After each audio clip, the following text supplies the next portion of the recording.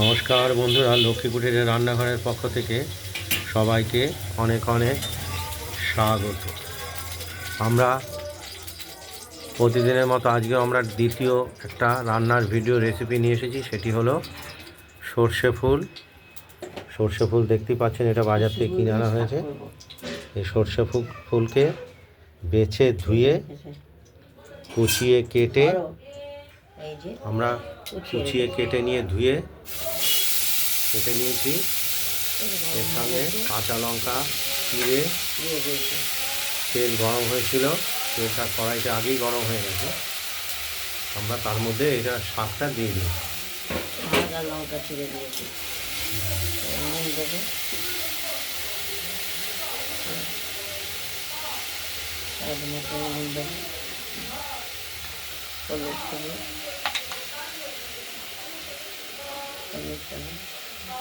পরিমাণ মতো নুন দিয়ে দিলাম, হলুদ দিয়ে দিলাম। এবার একটু নাড়াচাড়া দিয়ে এটাকে আপাতত ঢাকা দিয়ে রাখতে হবে। শাকটা সেদ্ধ হওয়ারও দরকার আছে। ঢাকা দিয়ে রাখলাম। আমরা ঢাকনাটা খুলে একটু আমরা জল দিয়ে দিয়েছি যাতে শাকটা সেদ্ধ হয়। আর ডাঁটি আছে। আর তাছাড়া এখন সর্ষের গাছটা একটু বাড়তি হয়ে এসেছে, সর্ষে বড় বড় দানা হয়ে গেছে, যার জন্য একটু সিদ্ধ করতে সময় লাগবে। এর মধ্যে সামান্য পরিমাণে গুঁড়ো চিনিও আমরা দিয়ে ব্যবহার করেছি।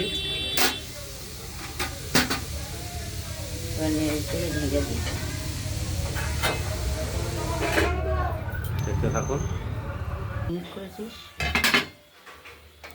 এই সর্ষের শাকগুলো দেখতে পাচ্ছেন, আবার ঢাকনা খুলে এখনো জলটা রয়েছে। জল দিয়ে যেহেতু সিদ্ধ করেছি, একটু নাড়াচাড়া করে এটাকে নরম করে নিতে হয়।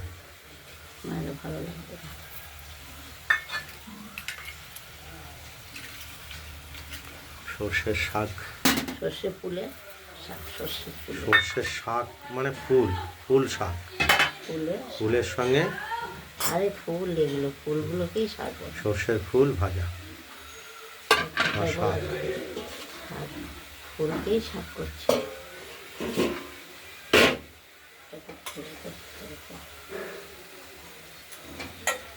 একটু আমরা টেস্ট করে দেখে নেব কতটা নরম হয়েছে।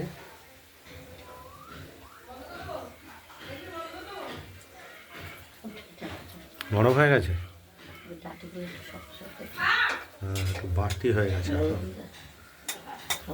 ফুলের তো সিজন, সর্ষে হয়ে যাচ্ছে।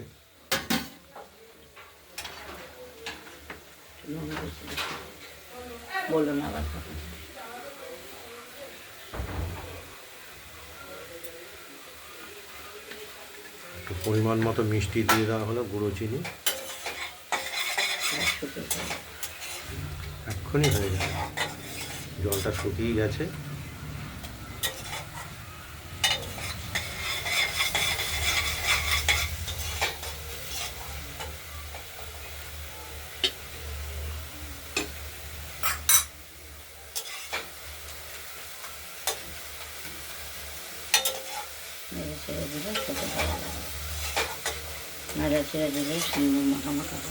বেশি টানালে পরে আবার শুকিয়ে যায়, শুকনো হয়ে যায়,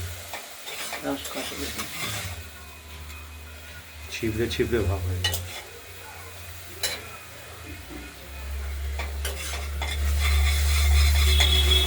দেখতে পাচ্ছেন সর্ষে ফুলের শাক।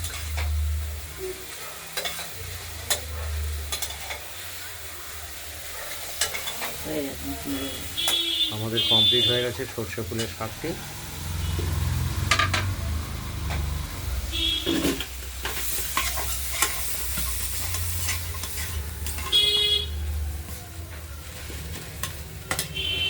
আপনাদের যদি এই সর্ষে ফুলের শাক রেসিপিটি যদি ভালো লাগে, তাহলে আপনারা সর্ষে ফুলের শাক রেসিপিটি বানিয়ে ফেলুন, দিয়ে আমাকে কমেন্টে জানাবেন আপনাদের সর্ষে ফুলের শাক রেসিপিটি কীরকম হয়েছে।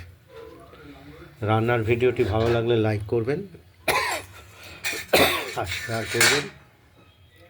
আর আমাদের রান্নাবান্নাটা যদি ভালো লাগে তাহলে লক্ষ্মী কুটিরের চ্যানেলটিকে, রান্নাঘরের চ্যানেলটিকে সাবস্ক্রাইব করে রাখবেন। আজ এই পর্যন্তই। ভালো থাকবেন, সুস্থ থাকবেন। টাটা। ওই জলটা দাও তো বসিয়ে দিই। নমস্কার।